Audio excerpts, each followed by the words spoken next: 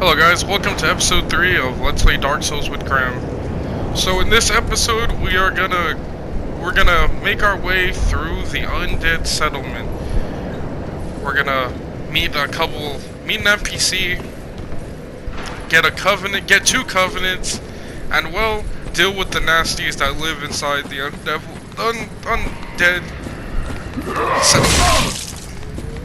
So these right here are your basic enemies. They're no joke. Well, they're really easy, except these guys. These guys are kind of annoying with their range, but here a really good trick to deal with them is pretty much, yeah, let's do what I did. Straight roll into them. They have no poise, so they stagger really easy. See, we're gonna go, as you know, we met Grey Rat in one of the episodes, and we're gonna get Loretta's bone from him. Now, it's kind of tricky, like, see, that's kind of what you don't want to do, to fall with the bone, but we'll deal with it. So simple, this may look like a lot of enemies, and you may be thinking, wow, this is gonna suck. But as you saw, this easy way to deal with them. You can kill at least 6 enemies from the get-go. All you gotta do is throw some really good placed firebombs into these explosive barrels. I'll just sneak up. Now, time to deal with these guys. Now, you want to kill I would always say you want to kill the minions first. Get them out of the way before you deal with the big girl.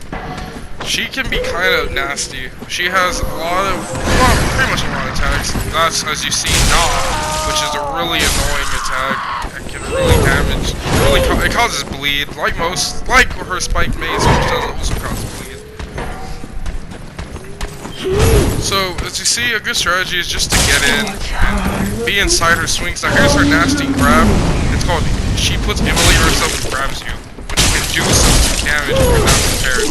As you saw, I just stayed inside of her swing, and you're pretty safe until she tries to grab her. She can also hit you in the butt, which is kind of a rare attack, but it does happen. So here, we're going to mop up the rest of these enemies here. Now, that's actually a good example of what the iframes can do for you. As you saw, he did hit me, but it did no damage because I was in the middle of backstabbing his friend. So right here, we're going to pick up an Estus shard, and we're going to deal with these guys. I believe as you can see, now, they do see me, and the AI works pretty well, so they're going to try to make their way towards you. Now we're going to deal with these two. And that's a really good function for the Claymore, is crowd control. As you saw, you can hit multiple enemies in one swing. I think the most I got, I could hit up to 4 people in one swing. And it does a good amount of damage, and seeing how as you kill most enemies in a really good time frame, it can work out for you. As you saw, I hit the guy in the back swing. Now, these are thralls. Now, they can be a quite annoying enemy just because of the fact that they're pretty fast and can hit you in between your swings, especially if you have a slower weapon like mine, which can be quite annoying. So right here is a good little thing, charcoal bundle. This puts fire on your weapon for a short period of time, which can be really useful for fighting enemies. Basically, most enemies you're gonna fight here are weak to fire, so that can be a lifesaver. Here's another thrall. You see, they're pretty easy. They won't really damage you too much. Except the ones with the Zweihander. Now those guys are a whole different story. They're tankier, and they can do some pretty nasty damage if you're not careful.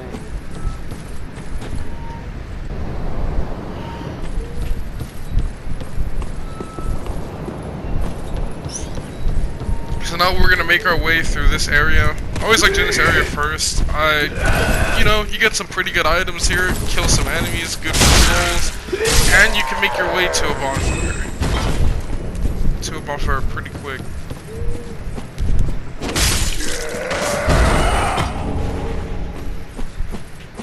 So right here, there's gonna be these guys. Now normally if you went down the underway, these guys would jump on top of you, and it's all bad. It's all bad if they do.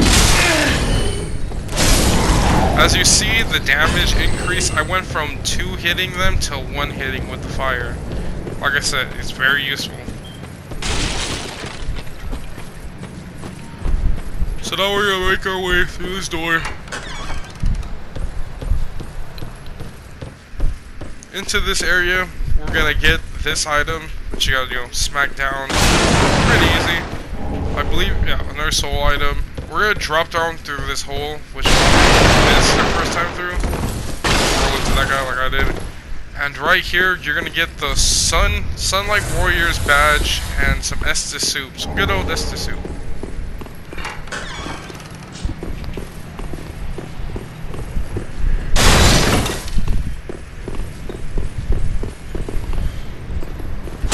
So here's our first meeting with these type of enemies. They're actually not too hard, as long, especially if you have a weapon that does thrust damage. You pretty much one shot them. Now, pay attention. Look at this guy's eyes. You see, he has red eyes, red glowing eyes, which means that he's gonna have a damage output, more damage, and he's a little tankier than a normal enemy. Like I said, thrust damage does pretty well against those guys. It pretty much one hits them. See, I was planning on going back, but I thought, you know what, let's just clear this area. So right here, this is something that people will miss. You can actually break these items. Usually it's probably better. You can break these items, and there's, I believe, another soul item right here. Yes. So we're gonna make our way back. Now this area used to be, if you played Bloodborne, it's very reminiscent to the Shaded Woods area where the guy, except the guy has a cannon, but in Dark Souls 3, there's going to be a big Doris, which is what I call them, that woman, now she's going to spam up there, sit up there and spam knob, which is going to be very annoying. You can kind of dodge it, it's pretty easy. There's some guys that break out here, they're going to damage you. Now, I ended up falling for it, but there is a thrall that I missed. You kill him. Right here you're gonna pick up the whip, which is a pretty good dex weapon. I used it a little bit number 1. Not really my thing. Haven't used it in this game. Now down here we're gonna pick up another item. And if you look between that tree, you're gonna see there's our bonfire. So as you see, I have no Estus. I'm just gonna go straight for that bonfire. I see it, and that is my goal. We'll deal with Boris in a little bit.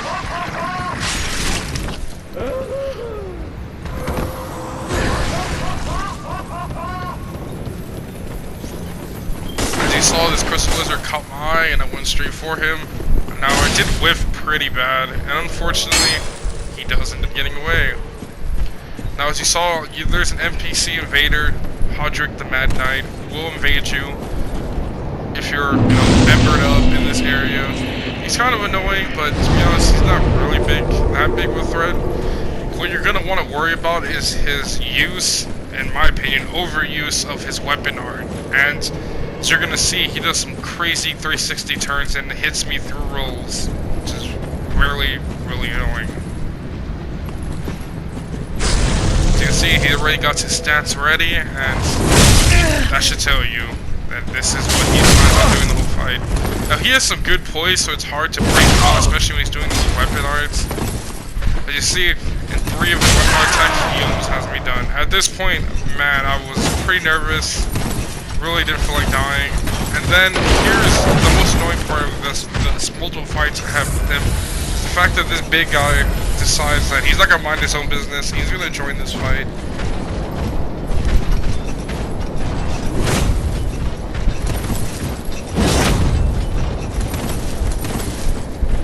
Now as you see here, I decided that any 2 of us can play at that game of using our weapon arts. Now the kind of annoying part about him is that he has some pyromancies that he will use.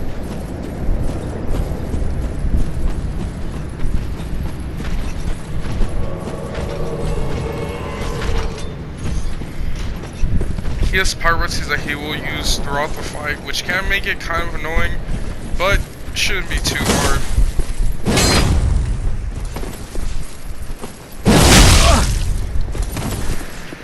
Okay, so we're about to get really deep into this fight with electric. See, the thing is, I hate him. I really hate this fight. He, in my opinion, he's so annoying. Especially if you're new to this game and you just came here and he's really your first NPC invader. It's just so stupid. The fact that he seems like he has infinite weapon arts to keep spamming throughout this entire fight. And right here, I fell to my death. I swear, dude, that giant dude with the great machete, I think he's using, is super annoying. He just spends this, he's gonna spend this whole fight just bothering us, pestering me, and basically making me freak out and fall off edges. By this point, I was solely and completely determined to destroy this dude. And that was a little early, but as you see, I decided to beat him at his own game and start spamming my weapon arts.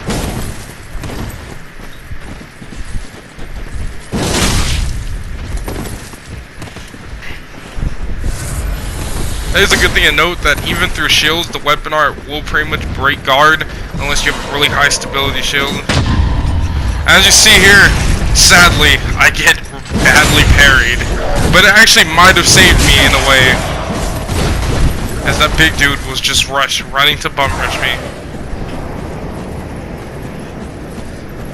So right here, I decide to rest of the buff.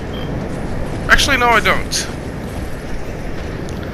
I decide to wait for that big dude to walk away, go mind his own business, S this up a little bit, and finish this with Hodrick.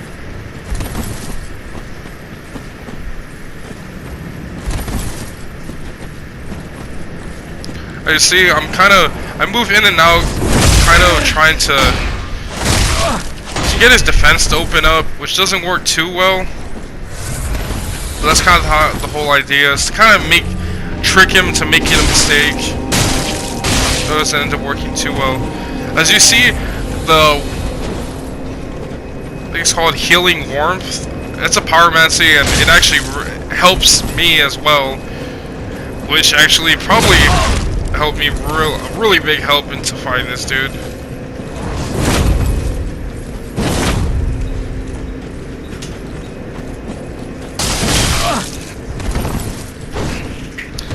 And now, as you see here, this is the setup for the biggest cheese I've probably done this whole game. Smack him off that edge.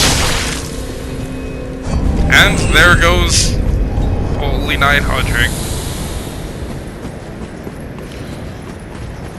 So I'm gonna pick up my souls and go deal with this big dude, as he didn't want to let me fight let me fight a fair 1v1, so now it's time to go deal with him.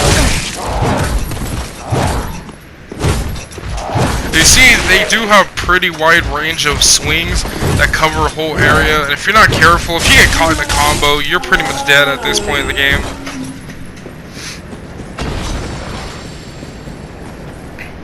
Now we're gonna rest up at that bonfire and work our way towards...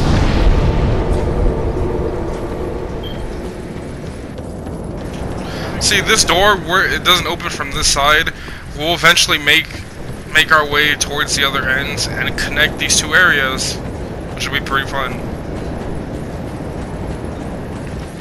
So right now we're gonna go kill Doris. I think she survived long enough.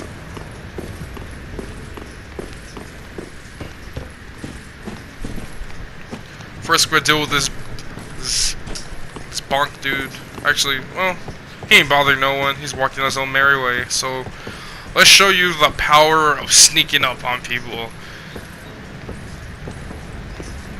You see, I'm gonna charge up a heavy. Just demolish her. Ow.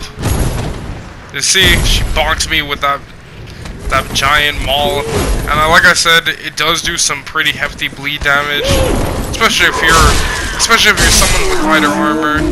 It's not something fun to deal with. As you saw again, like I said, the power of that backswing. That is not a really good spot to be sandwiched in, behind a Doris and a bunker, but you can make do.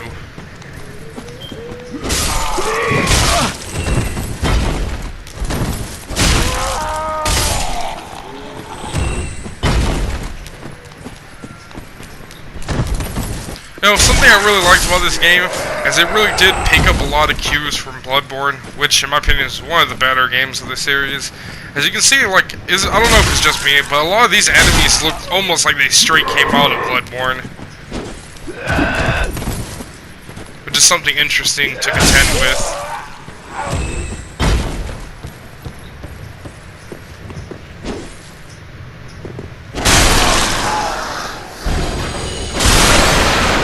Poke these dudes. Poke them through the cage. Oh, forgot about these two. See, this is normally where they will attack you. As you can see, it's kind of shocking if you kind of forgot about it, like me. The fact that these two jump down and want to instantly, you know, kill you. Sorry, poke that dude. As you saw, I was kind of messing up the range a little bit, getting too close and paying the price for it, but. As you see, at least for their wake-up attack, it doesn't do all of that much damage.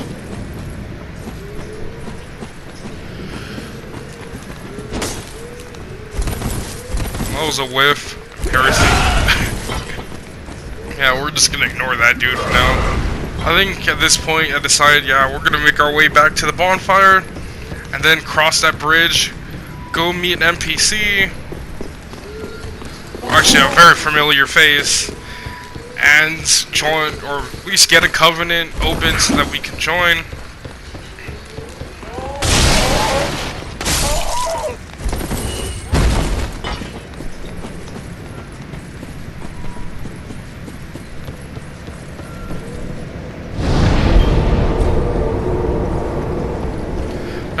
You may be noticing a lot of these summon signs, and that I'm ignoring most of them. I will be doing a little more, actually, a lot more jolly cooperation, but I kind of wanted to at least start off this area and kind of work my way through a lot of the item stuff alone, so I can kind of do it at my own pace.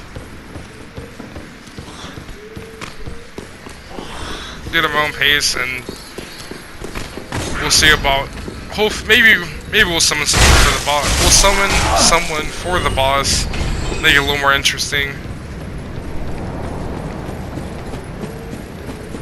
That'll be later. So right now we're gonna work our way across this bridge. Now as you notice, those guys in the back, you can always kind of tell them because they have pointy hats. They're gonna just sit there and throw firebombs at you, which can be really, really annoying, especially when you're dealing with multiple enemies that you're fighting. Then having to worry about them throwing firebombs at you, it's just a nightmare. As you can see, they die pretty easy. So before we go in there and deal with the gank, we're gonna work our way around to the alleyway of bow dart shooters. Really annoying. You're gonna get hit by multiple guys. They're gonna drop down, and while they're dropping down, you still got all their buddies who are just sitting up there shooting bow darts at you. Pretty frustrating, in fact. So as you see, at this point, I'm just nervous rolling around this corner, trying to deal with this guy, and it doesn't work out exactly how I wanted it to. But eventually, this guy decides to jump off. But I help him off by stabbing him in the back. Another Nana disappeared. So Grant and carries a cage. He ever has his cage. And Nana's never coming back. So come into the cage and become Nana's shade. So, yeah, that dude right there is pretty creepy. If you just think about the fact that we did kill a couple of his kind, I guess you could say. But, yeah, a lot of people who don't know about the area will just in clutch kill this dude, especially if you're like me and we're being chased by a bunch of the little dudes. You don't want to do that, as he basically allows you to not aggro this dude, and like he said in his weird dialogue, you will be going inside of a cage. So this dude is literally gonna just drop off for the win and allow me to kill him. It's weird because you saw his health didn't completely disappear. I don't know where he went, but I guess he decided to just take off.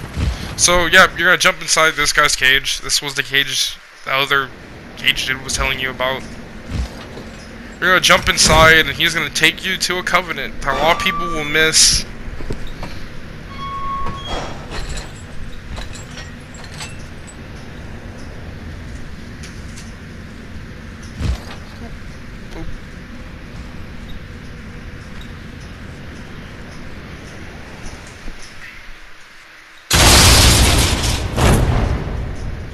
As you can see, they're not too polite. It's kind of look like you just got thrown down a hole.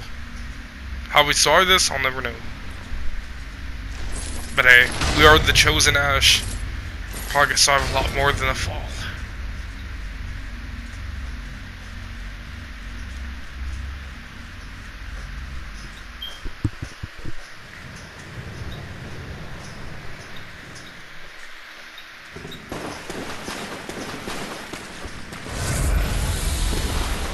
So, now, welcome to the Pit of Hollows.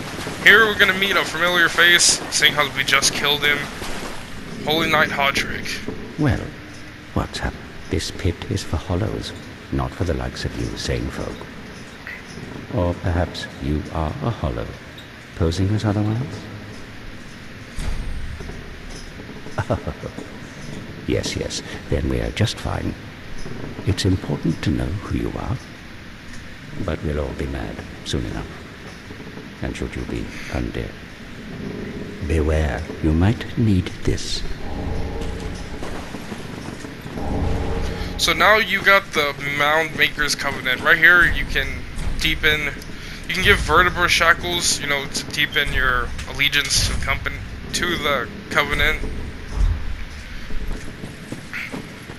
And, well, that's pretty much all there is to this area, so now we're gonna homeward bone out.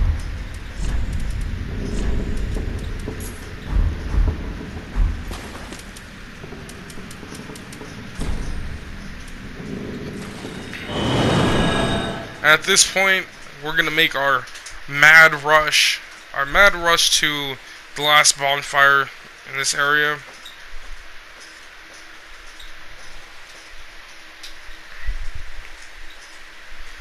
Yeah, we're gonna make our way to this last bonfire, and then in next episode, we're gonna kill the curse-ridden Greatwood.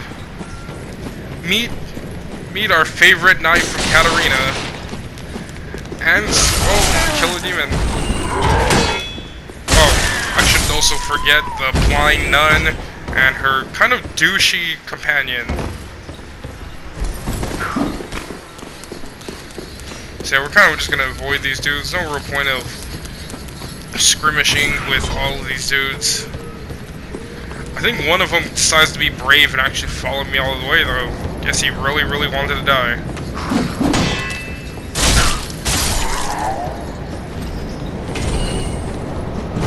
At this point, I was feeling like, come death for everybody. Let's just kill everyone that comes near.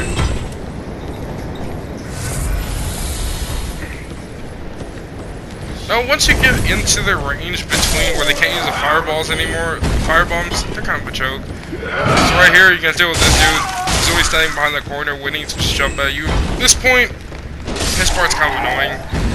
These guys will pretty much cheese you through the wall with their pitchforks if you're not careful, and just poke you through the walls, which is always annoying. Now right here, we're going to deal with our first throw with this Vi-Hander. Like I said, these guys are pretty dangerous. As you saw, it took 4 hits to kill him, while the normal ones take 2. And while he didn't get to hit me, they do some pretty nasty damage if you're hit by them. So at this point, that is just a whole lot of nope in that area. You're going to deal with a lot of retarded enemies. There's actually an NPC that you will meet up there, but that will be definitely covered next episode. For now, we're going to plunge attack this dude and make our way to the bonfire.